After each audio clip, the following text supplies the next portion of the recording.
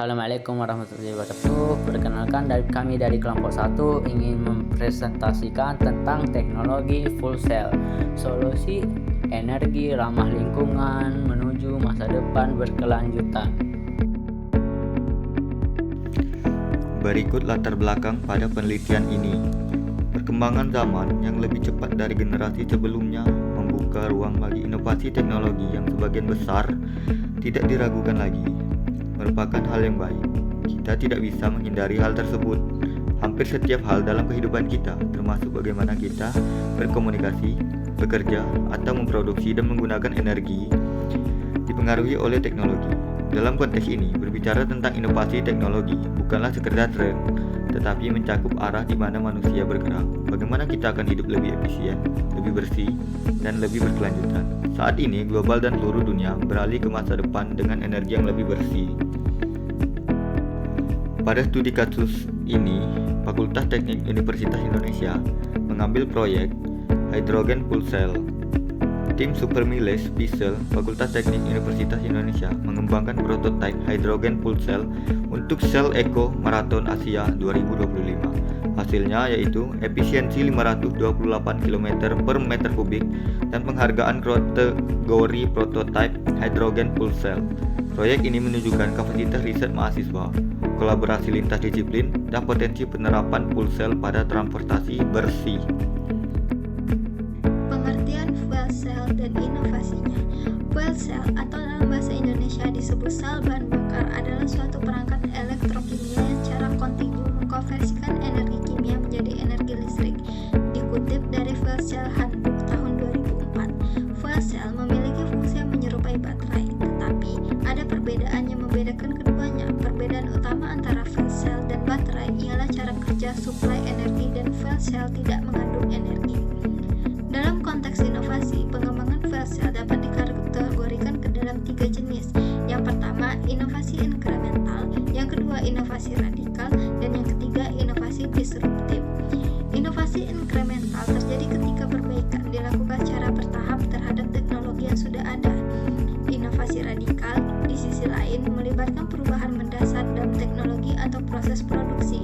Inovasi disruptif muncul ketika teknologi baru tidak hanya memperbaiki sistem yang ada, tetapi juga mengubah tatanan pasar dan model bisnis yang sudah mapan. Berikut komponen utama pembentuk fuel cell. Membran elektrolit, tempat pertukaran proton, konduktivitas proton, penting untuk efisiensi. Katalis, tempat reaksi redox, butuh sifat hidrofobik dan konduktif untuk proton atau elektron. Current kolektor, plat luar yang mendistribusikan gas dan arus impermeable dan konduktif. Berikut jenis fuel cell dan status teknologi. PAFC, semi komersial, kapasitas sampai 50 kW sampai 11 MW. Tantangan daya tahan dan biaya perawatan. SOFC, eksperimental kapasitas kecil sampai menengah, hambatan kepadatan energi dan simetring material. MCFC, uji coba sampai 30 watt, uji coba 30 kW sampai 1 MW, cocok untuk korelasi tantangan ketahanan material suhu tinggi.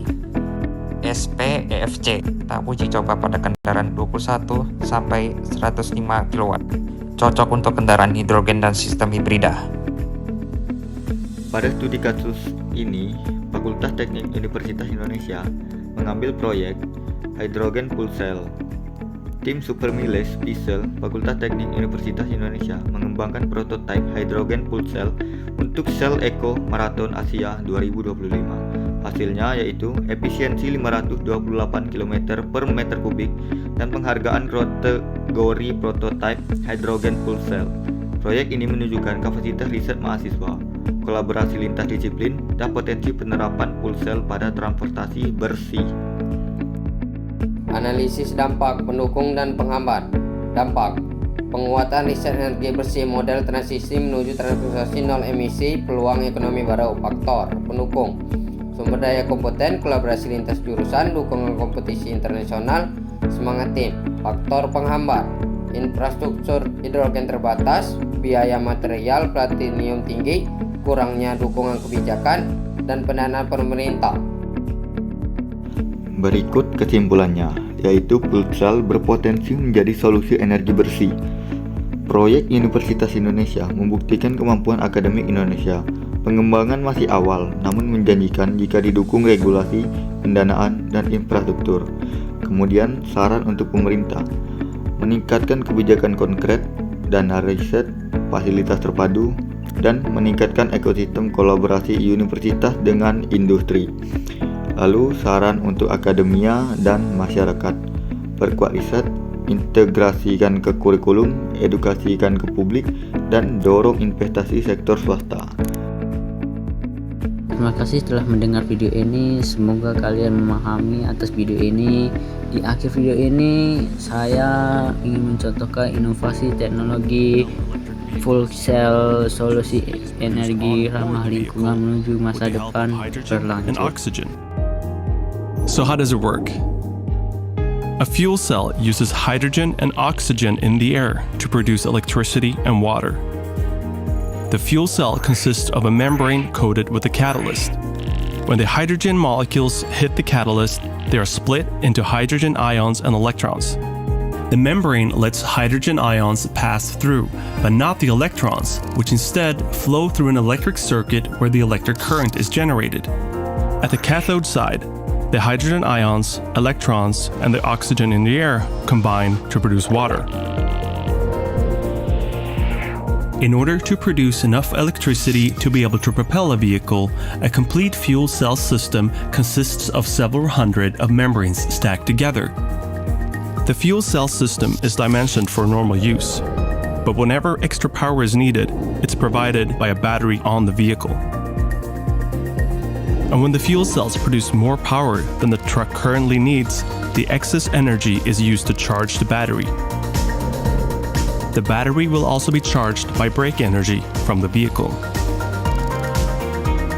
A control unit balances the dynamics between fuel cells and battery to optimize the use of energy. Through this process, we can provide the same operational range and load capacity as a vehicle with a diesel engine, but with zero emissions.